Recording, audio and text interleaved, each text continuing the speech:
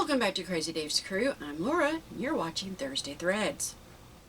My apologies for the absence of videos for the last couple weeks. I just had a little minor flare, I guess you'd call it.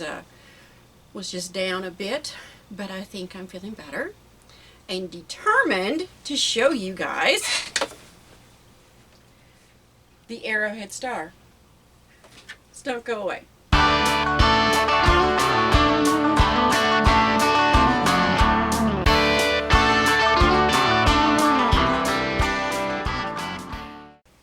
For the Arrowhead Star, there are 3 different pieces. You've got your background. You need some 5-inch squares that you're going to cut corner to corner to make triangles. You need 2.5 by 4.5 inch squares and 2.5 inch squares. So that is your background. 5-inch squares cut diagonal to make triangles. Rectangle, that's 2.5 by 4.5, and a 2.5 inch square.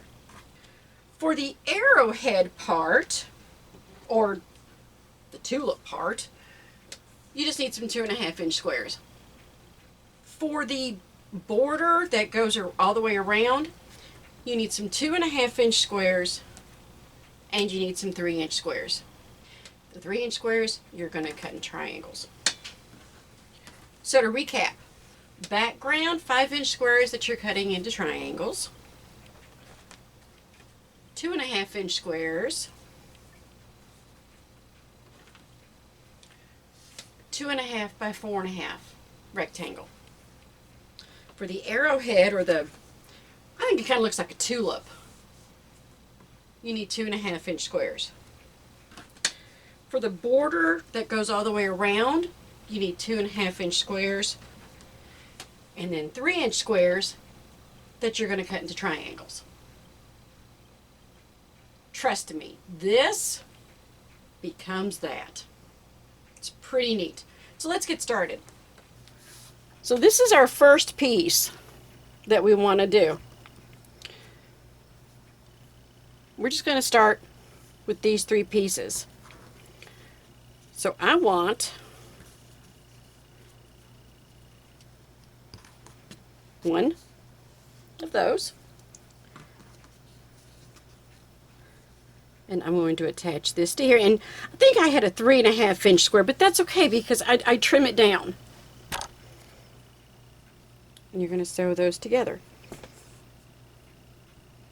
So let's do that, and I will be back in a moment. So I've sewn my first one down. Now I need to press it, and then we'll sew the other one down.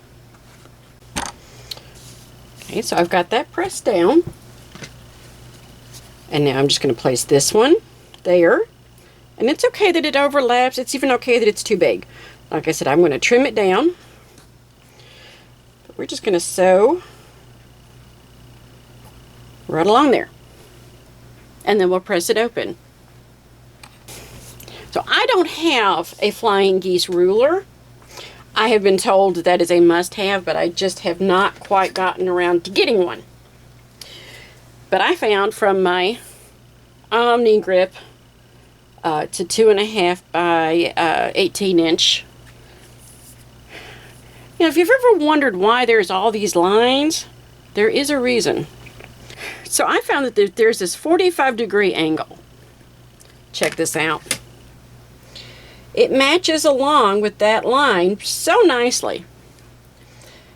Now we want our seam to be a 1/4 inch above that point. So I'm going to find my 1/4 inch dot, which is right there. And I'm going to position that dot right at the point. Okay, so if I go up, you see the point. I come down. Make sure that this 45-degree line is on the seam line, and that dot for 1/4 inch is at the point. So by cutting my square at 3.5 inches instead of 3 inches, I'm going to have a little bit of waste. I would rather have a little bit of waste though than to have it be wonky. Not too bad. Not too bad. Now we're going to take our black triangle. Check it out. I think this is such a joy when you find your pieces just line up beautifully. So now we're going to sew 1/4 inch. The machine I'm using today has an automatic tying feature, and you can see where it kind of tied it. But right there is the crossover seam. There's my 1/4 inch. So I'm going to pin this because I do not want this to slip. Just a light pin. I am a pinner. I said I would rather pin than to have things slip and it be all wonky.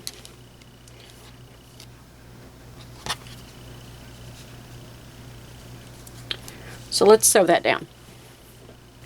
And that is the first part of our unit. And you're going to need 4 of these. But the rest of it, we're going to kind of set this aside for a few minutes. And you need 2 of your border. You need 2 2.5 inch squares for your arrow or your tulip. And you need 1 2.5 inch square for the background. And you need 2 of your 2.5 by 4.5 inch rectangles. So to finish this, for what goes on this side and this side, you need 2 of your 2.5 inch squares for the border, 2 of the 2.5 inch squares for your arrow or your tulip, 1 of your 2.5 inch squares of the background, and 2 background 2.5 by 4.5 inch rectangles. So we are going to draw a line from corner to corner.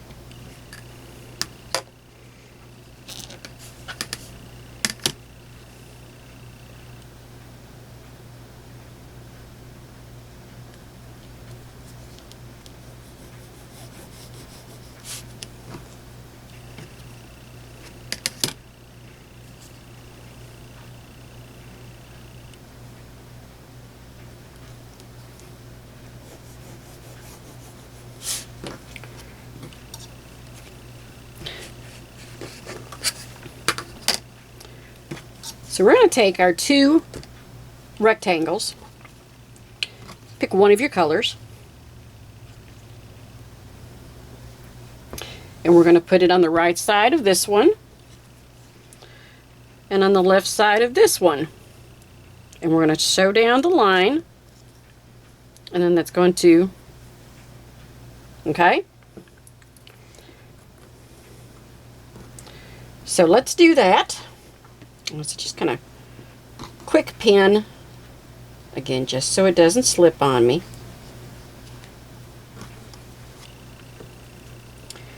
And then we're going to sew this down. So let's do a cut here. So you're going to put your 1/4 inch line on the seam.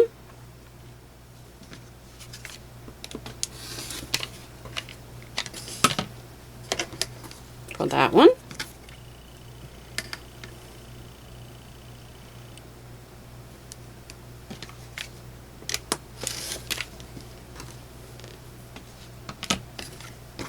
And that one. So that's what we've got so far.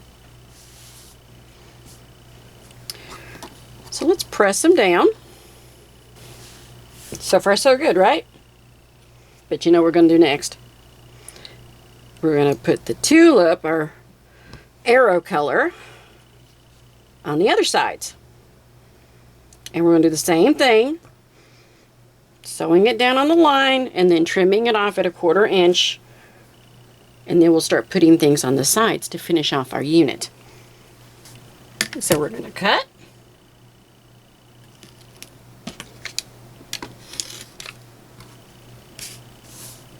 And there's one.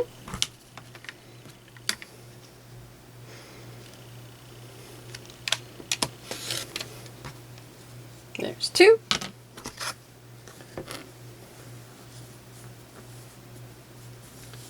And we've made another flying geese. So let's press that down and then let's see how they work on what we've already done. We're not done with these just yet. We're not ready to sew them down because we need to trim this like we did with the others. If we don't have this right, then our whole square is going to be off and things won't line up. So let's use our handy dandy ruler with the line, our angle, and put our 1/4 inch dot right at the top of that little pyramid. Right there. You can see I don't have a whole lot to trim, but it's enough that could cause me problems.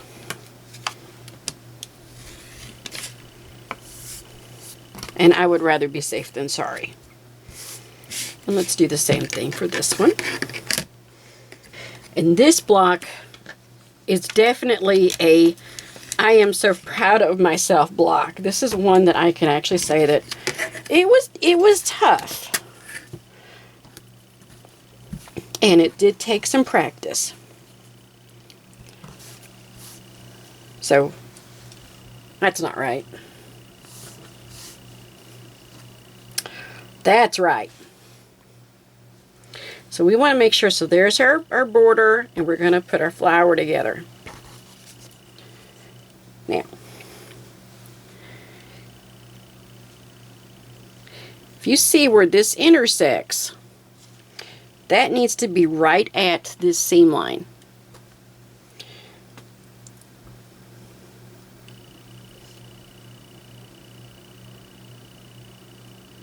So you're just going to line that up very carefully.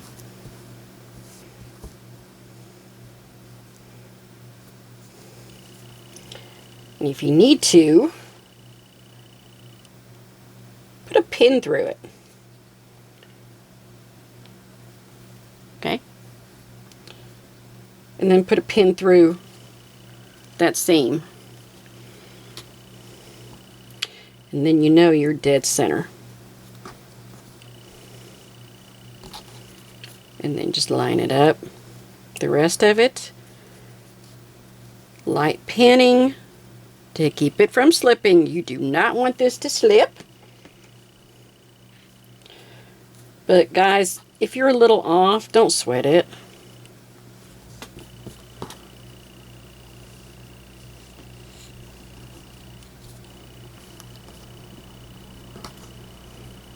I'm all thumbs right now.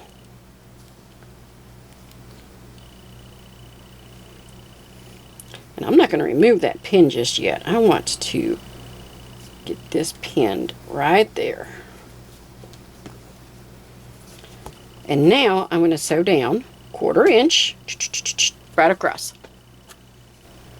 Alright, so I've got this sewn down.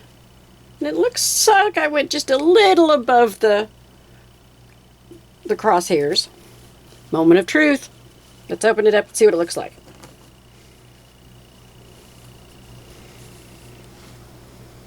You know what? I can live with that. I'm good. What do you guys think? So we're going to press that down. Now, obviously, this one, there's something wrong. That's not going to work. That will work. So let's attach this, our black 2.5 inch square, to our other flying geese. I sewed my 2.5 inch black, or background, to the other piece. So now, it's just going to be a matter of, one, matching up this seam. And I said, I really wish you guys could feel this, because when you get them nestled in together, it is a different feel. Very flat, no bulk. And then I'm just going to try to use all my any trick that I might have.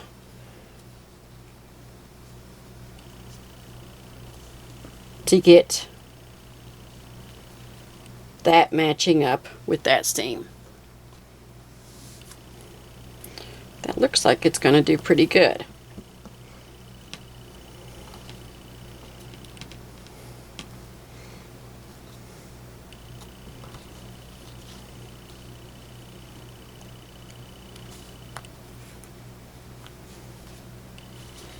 And so where I put my pin in, I think that's going to do real well. Let's sew this down and finish up one of the 4 units for this block. Guess what? I'm a little off. Should have put the pin in it. I didn't that time, but I should have. But you know what? I can live with that. I'm okay. It's not that much, and I am going to keep on going. So one of the first things I'm going to do, that's the way that's going to line up. One pointing that way, one going the opposite direction. I need all these to measure up. So let's get our handy dandy ruler. So I'm going to go through on all my sides and try to make sure I've got a 1/4 of an inch, because that's actually a little bit more. So let's kind of straighten that up. Using one of my straight lines on the seam line. Again, using my 1/4 inch right there at the top. So I know I'm going straight, and that's at the 1/4 inch.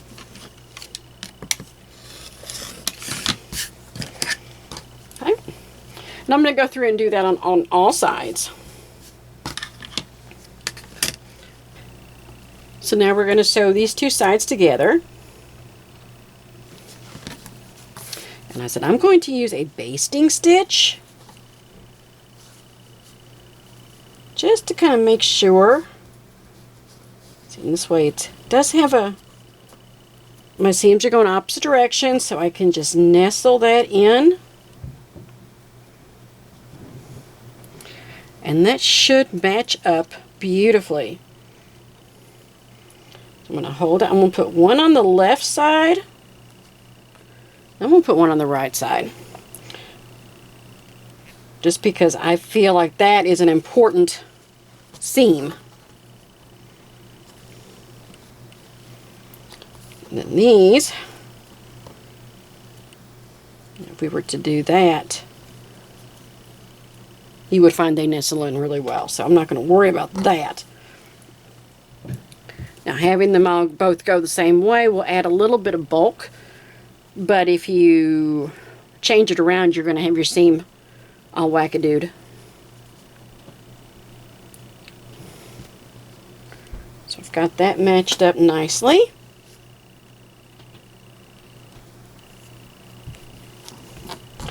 And then just to keep everything in perspective,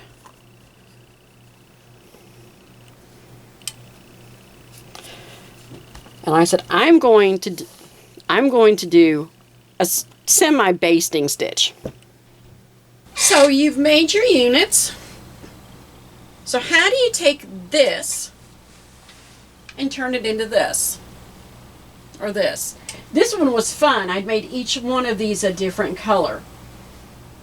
So that, in a way, if you've got a bunch of scraps, just make sure you've got the background and you can just go with it. How do we go from these units to this? Very carefully. So what I'm going to do with this step, I'm going to set my stitch on my machine at its longest length. I don't want a full basting stitch, but I don't want the tight little stitches either. I want it to be easy enough for me to see it and to be able to pull threads down if I need to, if I miss these corners, which you can tell I have. Every now and then I got it dead on. But this was a real learning experience. And I had to come up with all kinds of tricks so that I could do it. And when I did, I was so proud of myself. So let's go through those tricks and see if we can get our seams to line up. Before I forget, I am going to set my length of my stitch to its longest length, which is 5 millimeters. And that makes it, that's pretty good for me to semi-baste. And I can tell my bobbin is running very low. So let's go ahead and put a new one in. And then let's do our little tricks. Are you ready? Moment of truth. Did I meet up those angles? Ta-da! It isn't, you know, professional quilter guild, but it's pretty darn close, I think, and I'm exceptionally happy, and I'm going to call that a win. So I'm going to press that down, and then I'm going to use the same method with my other piece. And then that's what I will have. So like I said, I'm going to use the same method of kind of trimming, measuring, and then a sort of a basting. Well, before I do that, I think I need to use my regular stitch to tack that down better. So we'll do that. Then I'll press it. And then I will attach it to the other section. And then I will have a 12.5-inch unfinished Arrowhead Star quilt block.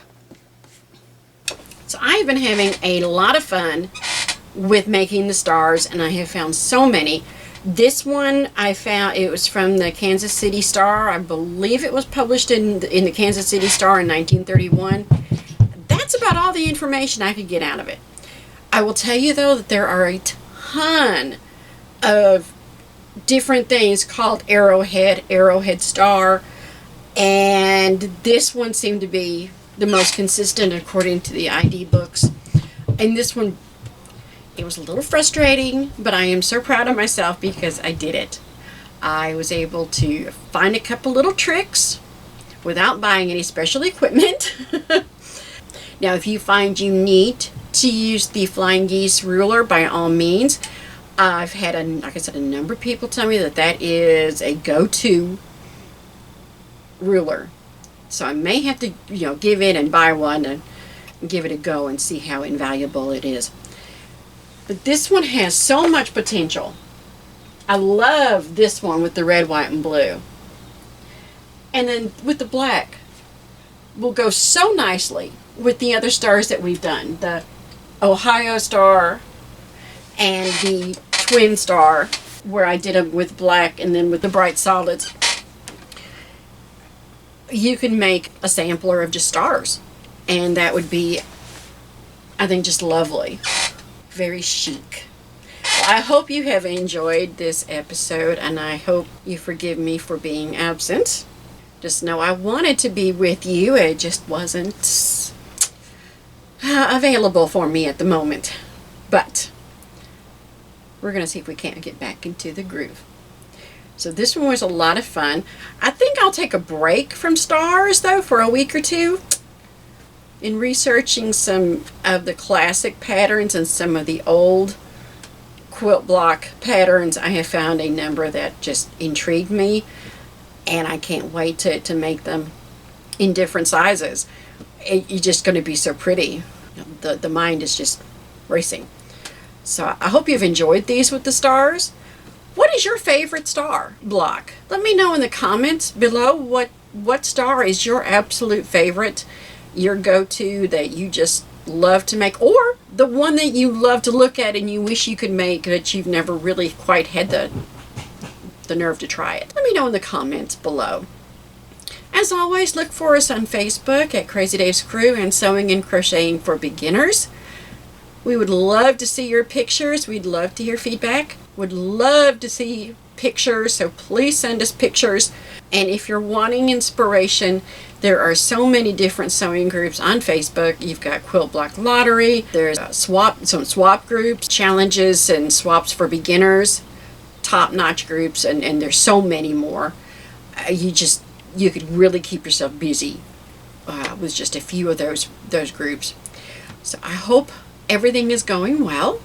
You're having a wonderful day, and you are finding all of your blocks matching up and your seams just being perfect. That is true joy. Have a wonderful day, and we will see you next time right here on Crazy Dave's Crew.